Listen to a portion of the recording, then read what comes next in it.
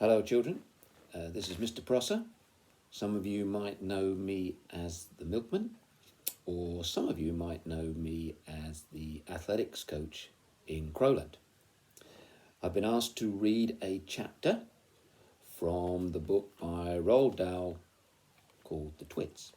The chapter I'm reading is chapter 10, Mrs. Twit Gets a Stretching. So here we go. Mr. Twit led Mrs. Twit outdoors where he had everything ready for the great stretching.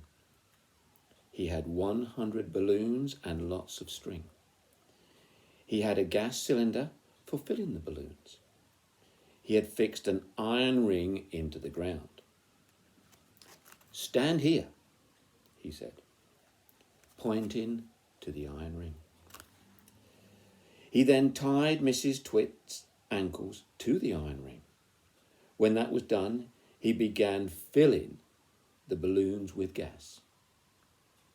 Each balloon was on a long string, and when it was filled with gas, it pulled on the string, trying to go up and up.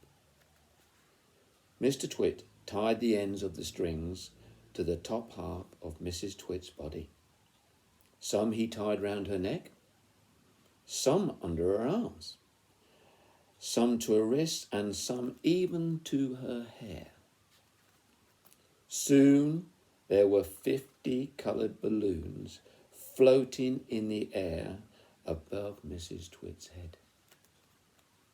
"Can you feel them stretching you?" asked Mr. Twit. I can, cried Mrs. Twit. "They're stretching me like mad." He put another 10 balloons. The upward pull became very strong. Mrs. Twit was quite helpless now. With her feet tied to the ground and her arms pulled upwards by the balloons, she was unable to move. She was a prisoner, and Mr. Twit had it intended to go away and leave her like that for a couple of days and nights to teach her a lesson. In fact, he was just about to leave when Mrs. Twit opened her big mouth and said something silly. "Are you sure my feet are tied properly to the ground?" she gasped.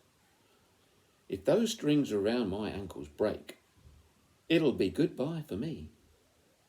And that's what gave Mr. Twit his second nasty idea.